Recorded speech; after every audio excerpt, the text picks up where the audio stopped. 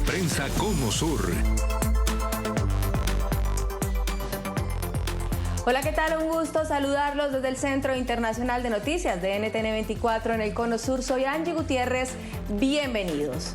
El 2024 ha sido un año convulsionado para el presidente de Chile, Gabriel Boric. Denuncias de violación, abuso sexual y diferentes escándalos que vinculan a miembros del oficialismo han puesto en aprietos al mandatario de izquierda. Además, no ha logrado consenso al interior del Parlamento para sacar adelante sus principales promesas de campaña. Este será el principal tema de análisis hoy en esta tarde de Club de Prensa Cono Sur y quiero darle la bienvenida a nuestros invitados. Nos acompaña Guillermo Holmans, analista y académico de la Universidad de Valparaíso de Chile. Guillermo, buenas tardes. También nos acompaña Sebastián Dumont, presentador, conductor de Canal 26 y analista internacional desde Argentina. Sebastián, buenas tardes. Hola, ¿qué tal, Angie? Buenas tardes. El placer de siempre estar con ustedes. Sebastián, gracias por acompañarnos en esta tarde y quiero comenzar contigo. ¿Cómo se ha leído desde Argentina este año de gobierno del presidente Gabriel Boric? ¿Cuáles han sido esas noticias que se han destacado desde allí? Bueno, evidentemente Argentina siempre está muy atento a lo que sucede desde el punto de vista informativo con los países limítrofes, vecinos. El caso de Chile, en particular, ha revestido el interés para la Argentina de un nuevo gobierno, el gobierno de Javier Milei, y su relación con un presidente que está dentro de los presidentes que Milei ha definido como presidentes de izquierda, presidentes de sectores llegados desde el comunismo, como lo define el presidente Javier Milei. Y desde esa perspectiva se ha observado con mucha atención una relación que no ha tenido los sobresaltos verbales que sí, por ejemplo, ha tenido con el propio presidente de Brasil, Luis Ignacio Lula da Silva, o con el presidente de Colombia, Gustavo Petro, pero por supuesto con mucha atención sobre el devenir político de Chile y sobre todo también con el devenir económico de un país que ha sabido mostrarse como un ejemplo en América Latina y sobre todo en Sudamérica, y que según la mirada desde la Argentina ha ingresado en un cono de sombras a partir de los escándalos políticos que ustedes recién relataban. Pero desde la Argentina, obviamente, siempre se sigue todo ello con mucho interés. De hecho, ha habido algún tipo de intercambio diplomático a partir de alguna declaración del presidente argentino o del propio ministro de Economía argentino, en lo más reciente, Luis Caputo, que han enmarcado un vínculo que, reitero, ha tenido esos sobresaltos, pero no en la dimensión de otros encontronazos mucho más profundos y más severos, como por ejemplo los que tuvo Javier Milei con el presidente de Brasil, reitero, y con el presidente de Colombia. Guillermo, buenas tardes. Gracias por acompañarnos en esta tarde. ¿Qué tal? Buenas tardes. Me da saludarles. Guillermo, y comenzar preguntándote, ¿cómo podemos evaluar este año de gobierno del presidente Gabriel Boric? Es un año de gobierno que ha tenido altos y bajos y probablemente más a la baja respecto a la política interna de Chile, donde el gobierno se ha visto, yo digo, cuestionado por su credibilidad en torno a su política feminista, toda vez de que hay un viceministro, subsecretario, como se llama en Chile, que ha sido acusado y está hoy día en investigación por temas de abuso sexual y eventualmente violación. Y en esa perspectiva, el comportamiento del presidente Boric ha sido, yo diría, ambivalente en términos de poder darle primero la razón a quien era su viceministro, segundo, establecer la posibilidad de que él sea el que renuncie y no sea el propio presidente el que lo saque a su cargo. Y en esa perspectiva lo que tenemos hoy día es un último año en la práctica de un presidente Boric que ha estado enfrentando no solamente los escándalos de corrupción al interior del gobierno, las desavenencias al interior de la fuerza oficialista, sino que también ha debido enfrentar una baja en las encuestas y los temas de inseguridad que son bastante graves acá en Chile, como también la falta de crecimiento económico, que es uno de los temas que preocupa a los chilenos. Sebastián, las últimas semanas ha habido fuerte tensión entre Gabriel Boric y Javier Milei. ¿Cómo se está leyendo esto desde la Argentina y cómo se puede evaluar también a estos dos mandatarios con esas tensiones? Bueno, es una característica que ha marcado el primer año de Javier Milei, ¿no? La tensión con aquellos presidentes, aquellos gobiernos que son de un signo político absolutamente distinto al que él pregona. Javier Milei los identifica como gobiernos de izquierda, gobiernos comunistas, es decir, emparenta todo aquel que no está en su pensamiento, cercano a su pensamiento, como alguien vinculado directamente a la izquierda o al comunismo. Eso ha llevado a que el gobierno argentino tuviera, sobre todo en el último tiempo, discrepancias diplomáticas, con pedidos obviamente de explicaciones también por parte del gobierno chileno a la República Argentina, al embajador argentino en Chile, Jorge Forí, sobre todo por la última declaración que se le escuchó al ministro de Economía argentino, Luis Caputo, cuando sostuvo que Gabriel Boric era, y esto fue así textual, un comunista que estaba llevando a la ruina a Chile. Entonces, a partir de eso, claramente y con mucha certidumbre y sobre todo teniendo en cuenta que es una reacción lógica la que tiene cualquier gobierno cuando su presidente es definido con esas características o es entendida esta palabra como un agravio, le pide explicaciones diplomáticas a la Argentina. Pero claro, la relación entre Argentina y Chile, desde el punto de vista de lo que ha sido el primer año de Javier Milei y este año de Gabriel Boric, ha tenido estos cruces verbales, pero no se ha profundizado en materia de otros aspectos, por ejemplo, en materia económica, en materia social. Es decir, la Argentina con Chile mantiene una relación muy similar a la que tenía el año pasado con el gobierno de Alberto Fernández, salvo este costado, este aspecto que es más que nada el aspecto dialéctico a partir de que el presidente Javier Milei se define como un faro en el mundo de las ideas de la libertad que están mucho más cercanas a lo que uno podría observar ideas de extrema derecha, y entonces todo aquel que esté en las antípodas de ese pensamiento es definido en una categoría determinada, y allí entra entonces la relación con Gabriel Boric y con Chile. Guillermo, ¿podemos analizar estas tensiones como una estrategia política para mejorar la imagen de ambos presidentes internamente? Yo diría que en parte sí, pero yo diría que no es lo más relevante. En este minuto lo que ha hecho Javier Milei es poder aprovechar su visión política e ideológica, como bien señalaba Sebastián, en términos de transformar a Argentina en las próximas décadas en una potencia real como lo era hace años atrás. Y en ese sentido tenemos, yo diría, dos niveles de análisis. Un nivel de impasse ideológico, que es el que vemos ahora con las declaraciones del ministro de Economía de Argentina, con la respuesta mucho más a la calma de Gabriel Boric, pero acá hay intereses geoestratégicos que tienen que ver con las posibilidades de expansión de lo que es el pensamiento geopolítico argentino en torno a lo que es la Patagonia, la Antártica, en lo que es la relación con Estados Unidos, en lo que es la posición de China en ambos países.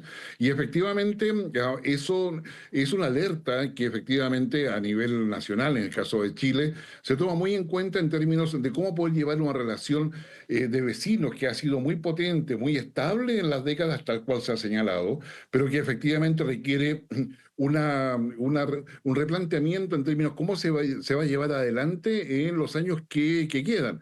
A Gabriel Boric le queda un año de gobierno, Javier Milei todavía le quedan por lo menos 4 años de gobierno, y en esa perspectiva hay, yo diría, una cierta incertidumbre que se va planteando tanto en la burocracia, en la alta burocracia argentina como en la chilena. Y es ahí donde yo creo que tenemos que colocar atención a que estos impases que no afectan la relación histórica que han tenido Chile y Argentina, sí pueden generar problemas de alianza en el futuro. Claro. Sebastián, al interior de Chile algunos hablan de la inexperiencia de Boric, de errores comunicacionales. ¿Se ha leído así a nivel internacional todas las circunstancias, situaciones y dificultades que ha vivido el gobierno del presidente Gabriel Boric? ¿Lo han visto así desde Argentina y a nivel internacional?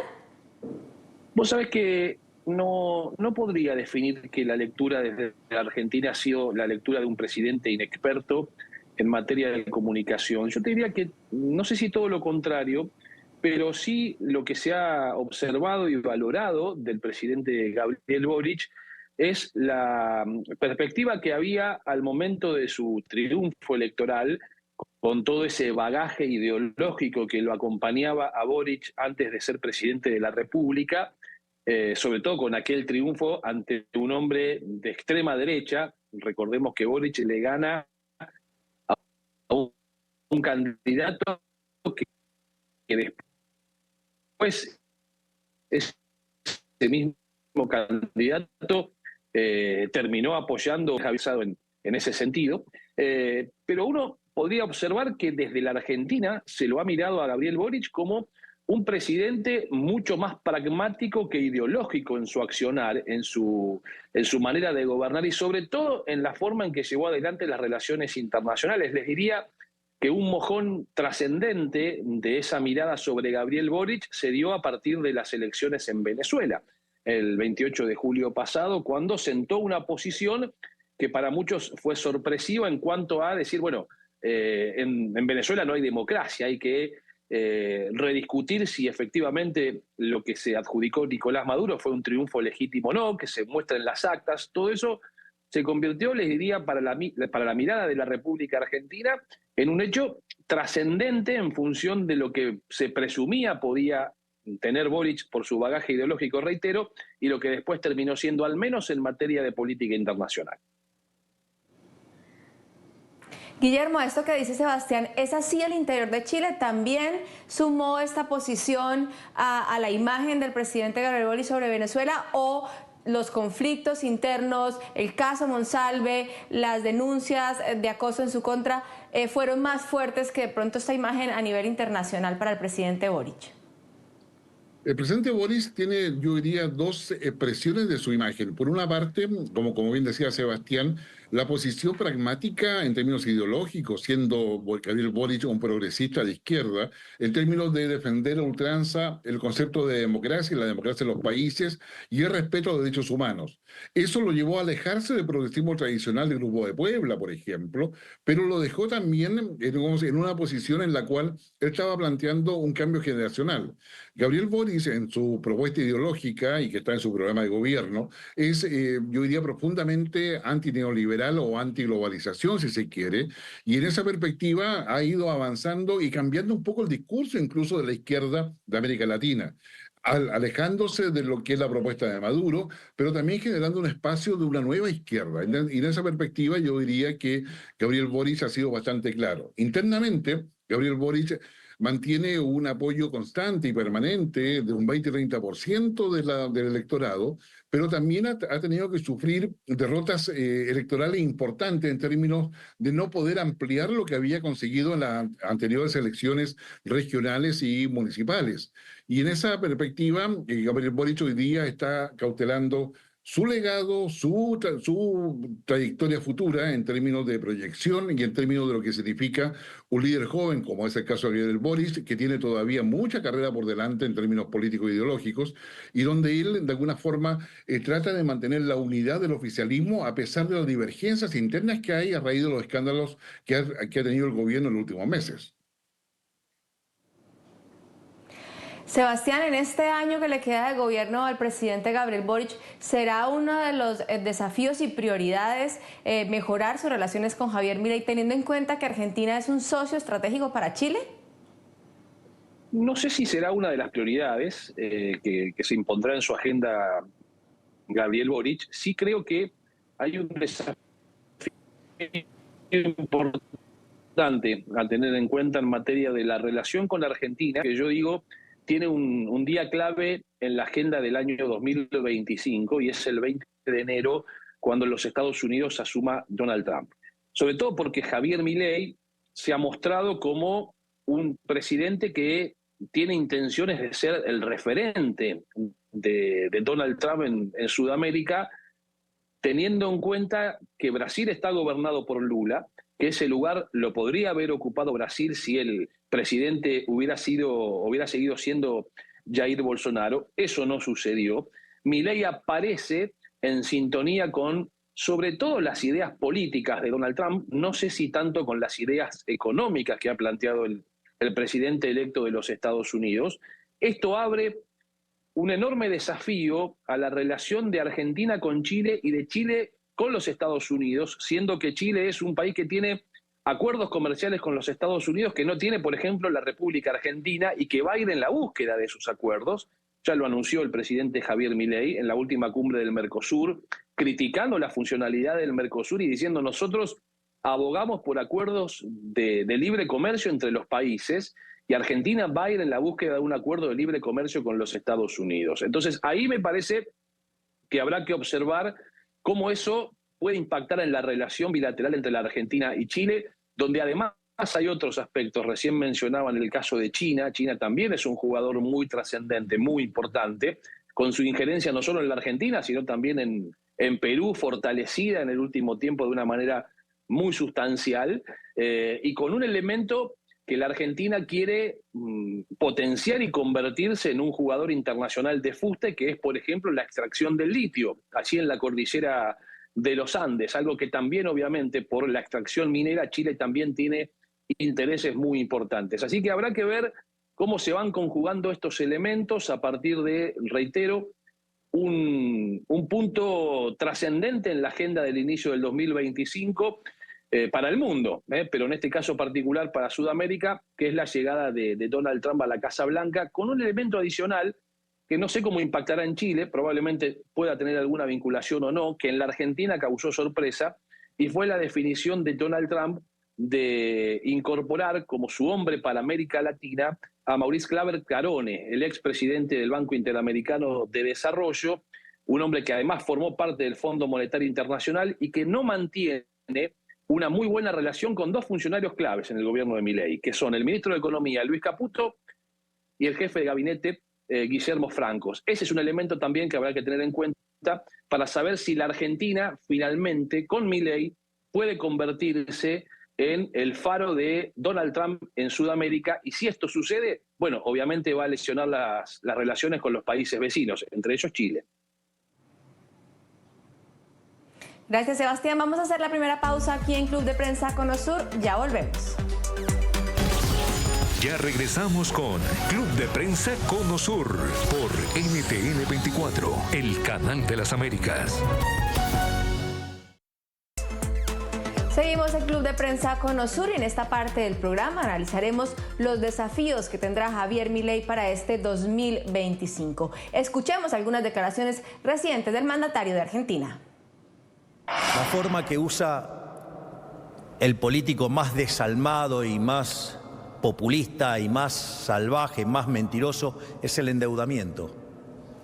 El endeudamiento es una forma absolutamente inmoral de enfrentar la situación, porque la deuda no son ni más ni menos que impuestos futuros. Entonces quiere decir que la fiesta del presente está siendo pagada por el trabajo de personas en el futuro, digamos, personas que no votan, personas que todavía ni siquiera nacieron. Es decir, es profundamente inmoral. Es decir, están financiando la fiesta del político populista hoy a cambio del esfuerzo de generaciones que ni siquiera pueden manifestarse en las urnas. Argentina ha registrado un inusual superávit fiscal durante los primeros 11 meses de este año, después de décadas de gasto excesivo. Algunos analistas políticos cuestionan si el gobierno podrá mantener su disciplina fiscal antes de las elecciones legislativas de mitad de periodo en octubre, cuando en el pasado los políticos han tendido a aumentar el gasto para ganarse el apoyo de los votantes. Sebastián, quiero comenzar contigo y preguntarte cuáles han sido estos avances que ha tenido Javier Milei en este primer año de gobierno y cuánto tiempo le queda para resolver esta problemática de la economía en Argentina. Bueno, hay un elemento central para analizar el primer año de Javier Milei y por qué Javier Milei goza de una imagen positiva muy importante, al cabo de un año, en una situación muy compleja que recibió la economía argentina después del gobierno de Alberto Fernández, con un superávit que ha consolidado en el último tiempo después de un déficit fiscal realmente pero muy importante, a niveles, les diría, estratosféricos, los que recibió el presidente Javier Milei. Pero él durante la campaña prometió varias cosas, pero la más importante, que no pudo ser lograda en los últimos 20 años de gobiernos en la Argentina, que es la reducción de la inflación. Y eso lo ha logrado Javier Milei. Ha logrado reducir drásticamente la inflación mensual, si bien todavía Argentina sigue teniendo una inflación interanual muy alta, porque si se mide noviembre del 2024 contra noviembre del 2023, el acumulado de la inflación sigue ubicando a la Argentina entre los países con mayor inflación del mundo. Sí ha sido muy clara y sostenida la desaceleración de esa inflación. Tengamos en cuenta que en el primer mes de gobierno de Javier Milei la inflación fue del 25% y en el mes de noviembre fue del 2,4%. Es decir, ahí hay un logro ineludible de Javier Milei, que es el más valorado hoy por la sociedad argentina en su mayoría. Por supuesto, hay quienes obviamente no están de acuerdo con Javier Milei y no van a ver nada bueno que pueda hacer el gobierno argentino. A partir de esta situación y de un reacomodamiento y un orden que se le está dando a la macroeconomía, bueno, ahora lo que viene es el otro desafío, que es que estos resultados macroeconómicos empiecen a llegar a la microeconomía, es decir, que se sientan en el bolsillo de la mayoría de los argentinos. Ese es el gran desafío que tiene por delante, porque además ese desafío de ser exitoso también va a tener una repercusión en su primer testeo electoral como presidente argentino. El año que viene es un año electoral, no se eligen presidente, pero sí se eligen legisladores en un Congreso que Javier Milei no tiene mayoría, ni siquiera está cerca de tener mayoría, y entonces será una prueba muy, pero muy importante. Con un dato más, para también analizar el éxito del primer año del gobierno de Javier Milei, con buenas y malas, pero sobre todo con un balance más positivo que negativo, es que justamente pudo avanzar en medidas muy antipopulares, como hacer un fortísimo ajuste fiscal en medio de un contexto inflacionario, y lograr apoyo político sin tener mayoría en el Congreso, mayoría en la Cámara de Diputados, mayoría en el Senado, y ni siquiera tener ningún representante territorial que lo acompañe. Es decir, no hay ningún gobernador que sea del signo político de Javier Milei, no hay ningún alcalde o intendente que sea del signo político de Javier Milei, y sin embargo tuvo la muñeca política para lograr la aprobación de las leyes que pretendía y sostener ese ajuste fortísimo sin que obviamente la situación política tuviera inconvenientes o se desmadrara, y esto también me parece que hay que marcarlo en un éxito del primer año del presidente argentino. Guillermo, ¿cómo se ha visto desde Chile a nivel regional este primer año de gobierno de Javier Milei? ¿También se puede y se ha visto como exitoso, según nos hablaba Sebastián? Sí, se ha visto exitoso desde el punto de vista macroeconómico, como él bien explicaba. Javier Milei ha logrado sobrevivir desde el punto de vista del oficialismo chileno al primer año. Muchos pensaban dentro de la izquierda progresista de Chile de que Javier Milei no iba a lograr pasar ni siquiera los 3 meses una vez que hubiese asumido, y eso no ha sido así. Y Javier Milei hoy día cuenta con una macroeconomía que la tiene controlada, no totalmente solucionada, como bien se señalaba, pero donde ha contado con el apoyo irrestricto del Fondo Monetario y detrás del Fondo Monetario de Estados Unidos, donde ha tenido el apoyo de los inversionistas a nivel global dentro del espectro que está alrededor de Estados Unidos, y eso sin lugar a dudas da cuenta de una Argentina que tiene la posibilidad cierta de salir del estancamiento, superar todas las deficiencias o las debilidades socioeconómicas que posee, y que donde aún la población no ideologizada en Argentina le da todavía el voto. Para Chile eso es una muy buena noticia. Sin embargo, en Chile eso no ha sido así. Las inversiones han disminuido, la macroeconomía, si bien es cierto, se mantiene, pero con un alto endeudamiento público, que Argentina va en la vía de poder reducirlo, y a su vez no hay la cantidad de inversiones que el país requiere para poder mantener un crecimiento que permita posteriormente sostener un diálogo de igual a igual con Argentina, manteniendo la diferencia en el tamaño de los países respecto a los temas geoestratégicos que rodean el Cono Sur. Y en ese sentido, yo diría, Javier Milei da mucha certeza desde el punto de vista macroeconómico, digo, pero también genera, yo diría, luces y sombras respecto a la proyección geopolítica de lo que eso puede implicar. Y si Chile y Argentina están distanciados en lo geopolítico, eso es preocupante. Y es ahí donde yo diría parte importante de lo que es la élite socioeconómica o económica de Chile, ve con preocupación pensando de que a Gabriel Boric le queda un año de gobierno y probablemente Chile se va a estar enredando en una cosa interna y no viendo el panorama regional y global en la cual Argentina y Chile necesariamente debe estar jugando por las relaciones y acuerdos que tienen. Sebastián, ¿serán las elecciones de medio término un plebiscito para Javier Milei? Sin dudas, porque además ha sido así definido por el propio presidente argentino. Él mismo dijo en su discurso del último 10 de diciembre, cuando hizo un balance de su primer año de gobierno, que el 2025, las elecciones del 2025 iban a ser un plebiscito para saber si los argentinos querían avanzar hacia una agenda del futuro o volver a una agenda del pasado, ¿no? Esta dicotomía que ha planteado a lo largo de todo su primer año de gestión.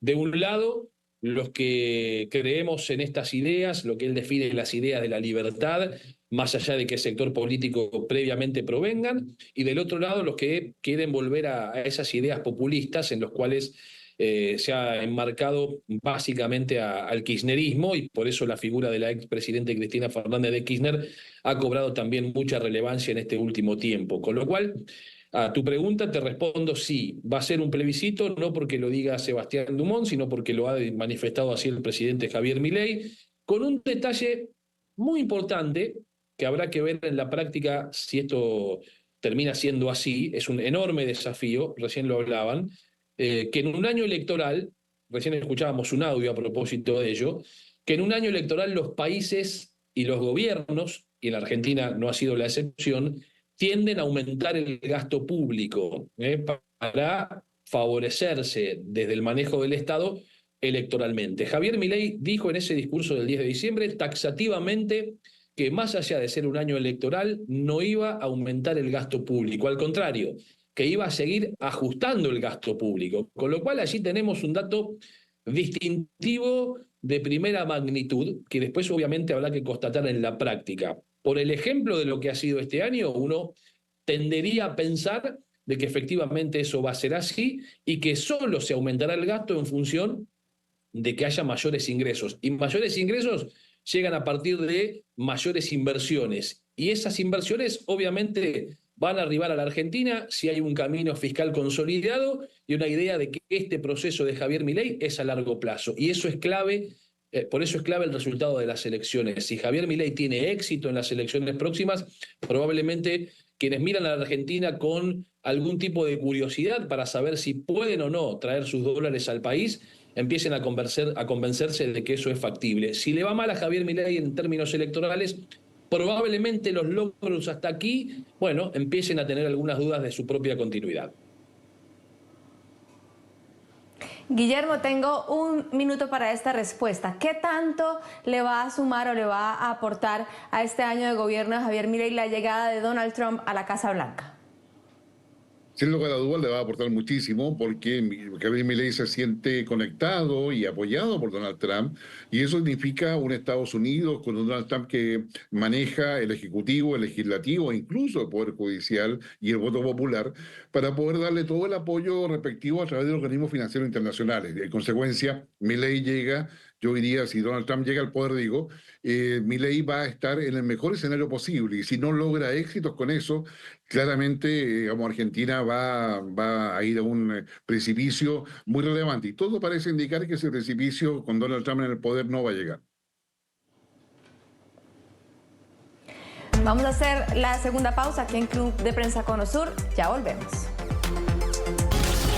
Ya regresamos con Club de Prensa Cono Sur por NTN 24, el canal de las Américas. Seguimos en Club de Prensa Cono Sur y en este último bloque quiero que hablemos del Cono Sur y América Latina. ¿Cómo ven la región en este 2025? Por un lado, llega a Uruguay un nuevo gobierno, tenemos la llegada de Donald Trump a la Casa Blanca, le queda un año a Gabriel Boric como presidente de Chile. Sebastián, tu análisis para 2025 del Cono Sur y América Latina. Bueno, hay un enorme desafío de cómo va a ordenarse el Cono Sur a propósito de la llegada de Donald Trump.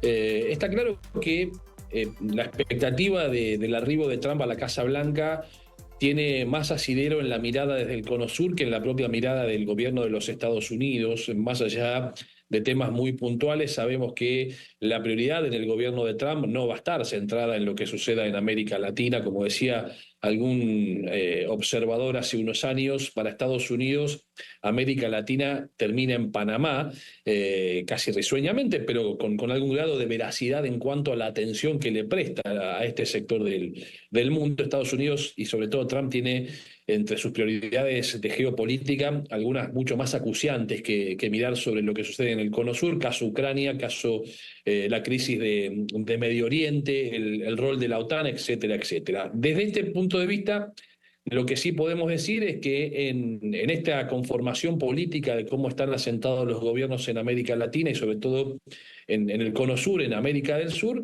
Argentina sí asoma efectivamente como el gobierno más amigable que pueda encontrar Donald Trump en la región, sin lugar a dudas, no solo por la presencia de Javier Milei, que además ha sido invitado a la asunción del presidente de los Estados Unidos el próximo 20 de enero, sino por sus coincidencias ideológicas, reitero, ideológicas.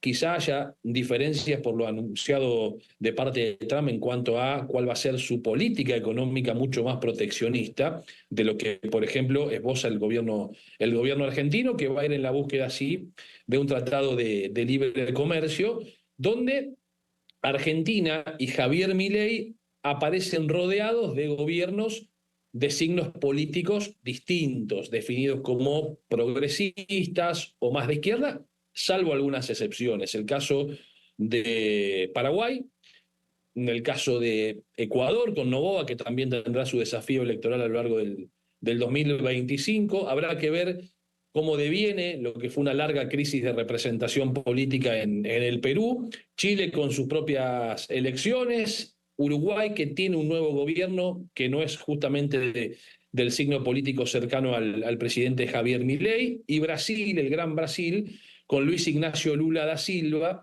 que atraviesa su mandato, que va a ir camino a su última mitad de mandato, con enormes desafíos. Uno de ellos es el desafío económico, y con la posibilidad de que esa situación económica en Brasil aliente la idea de un regreso de sectores muy conservadores, como el que representó Jair Bolsonaro. Sabemos que Bolsonaro no podrá ser candidato, la ley se lo impide, pero sí promocionar a alguien de esas características. Por eso es muy importante lo que vaya a pasar en la Argentina, porque si Milei consolida este camino y logra sostener un éxito político en ese sentido, podría también convertirse en un faro y en un ejemplo que quizá quieran seguir otras sociedades vecinas, cuando tienen que definir sus próximos gobernantes, sobre todo en un contexto, y con esto cierro, en un contexto donde la política y sobre todo los políticos, este ya no es un problema que ha tenido la Argentina, es un problema que se observa, les diría, en casi todo el mundo, han perdido capacidad de representación. Hay una crisis de representación en líneas generales en el mundo para con sus políticos, que alientan la idea de irrupción de dirigentes novedosos que vienen con banderas por fuera de la política tradicional, y que si el ejemplo de Milei es exitoso, podría ser un ejemplo que repita en elecciones que tenemos por delante en países de Sudamérica. Creo que es un tema que hay que mirar, o que va a haber que mirar con mucho detenimiento en el 2025. Guillermo, tu análisis sobre los desafíos para 2025, ¿coincides que la manera de gobernar de Javier Milei podría ser un modelo para otros gobiernos en la región? A ver, sí, en parte. Javier Milei representa un sentido pragmático. Él fue electo por una mayoría de argentinos que desean plata en el bolsillo y capacidad de poder consumir y tener una calidad de vida. Al lado de Milei también aparece Bukele, con una visión de una democracia autoritaria, si me permiten el término, y en el caso de Chile aparece la idea de un progresismo que va a la baja y que va a perder las próximas elecciones, no sabiendo qué es lo que va a aparecer al frente, pero sería claramente de signo distinto a lo que tenemos hoy día.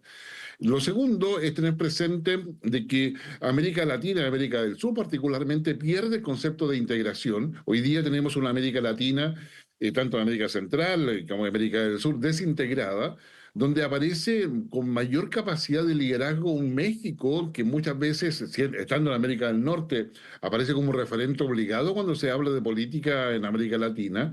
Un Brasil que, con los desafíos, como se ha señalado, Lula da Silva no va a tener un buen desempeño porque está navegando en aguas bastante turbulentas al interior de Brasil e incluso sus relaciones exteriores. Y en ese sentido, yo diría que el 2025 va a ser de definiciones.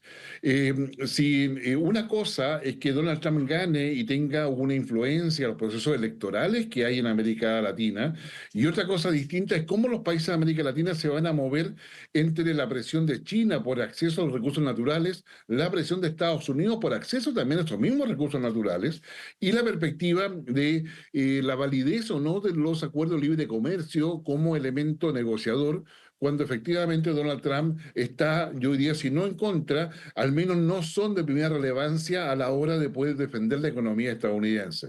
Por lo tanto, el 2025 es un año complejo en lo económico, complejo en lo político y complejo en lo ideológico, porque se pierden un poco las líneas tradicionales de izquierda a derecha y surge un electorado mucho más pragmático. Y en esa perspectiva yo creo que van a haber muchas sorpresas en los países de América Latina el año 2025, partiendo quizás por el futuro o no que tenga la Alianza del Pacífico. Sebastián, ¿qué avances y qué medidas debería haber en el 2025 en los países de la región con temas como la inmigración irregular, el crimen transnacional, la inseguridad que tanto afectó en 2024 a los países de la región y del Cono Sur? Bueno, es un gran tema, sobre todo porque la violencia doméstica se ha reproducido y ha incrementado sus niveles muy notoriamente en los últimos años. Ningún país ha estado exento de ello. En gran parte esto se enmarca también por la exportación del crimen organizado. Ya los países que en algún momento tenían en su interior la presencia del narcotráfico como países de tránsito para poder enviar esa droga al exterior ya no lo son, es decir, ya son países donde se han afincado los cárteles de la droga. Lo hemos vivido aquí en la Argentina, sobre todo con el caso Rosario y lo que hemos visto a lo largo de los últimos tiempos, el incremento de la violencia, la influencia, por ejemplo, del peligrosísimo Tren de Aragua en América del Sur, pero también ya con algunos elementos del Tren de Aragua que, recordemos, nació en las cárceles de Venezuela y se ha expandido a todo el continente e incluso ha llegado ya a los Estados Unidos en el marco de una política migratoria que promete el gobierno de Donald Trump ser mucho más dura, mucho más inflexible a lo que se ha visto en el gobierno del presidente Biden. Esto invitará probablemente a redireccionar la salida de ciudadanos, sobre todo de países muy complicados como es el caso de Venezuela. Un paréntesis, Venezuela tiene por delante una crisis fenomenal a partir del 10 de diciembre, del 10 de enero. ¿Qué va a pasar el 10 de enero? Va a asumir Nicolás Maduro y Nicolás Maduro va a hacerlo sin ningún tipo de inconvenientes después de que la oposición dijera, bueno, nosotros ganamos las elecciones. Es decir, hay enormes desafíos, que detrás de esos desafíos están estos temas muy sensibles, que es el crimen transnacional, la situación que se da también en el contexto de un mundo que tiene enormes dificultades y que no va a estar obviamente exento de todo lo que esto pueda conllevar. Vamos a hacer la última pausa en Club de Prensa Comonsur, ya volvemos. Ya regresamos con Club de Prensa Cono Sur por NTN 24, el canal de las Américas. Se nos acaba el tiempo aquí en Club de Prensa Cono Sur. Quiero agradecer a nuestros invitados. Estuvo con nosotros Guillermo Holtzman, analista y académico de la Universidad de Valparaíso de Chile. Y también nos acompañó Sebastián Dumont, periodista y conductor de Canal 26 de Argentina. Ustedes, gracias por estar conectados con nosotros. Nos vemos el próximo viernes. Buen fin de semana.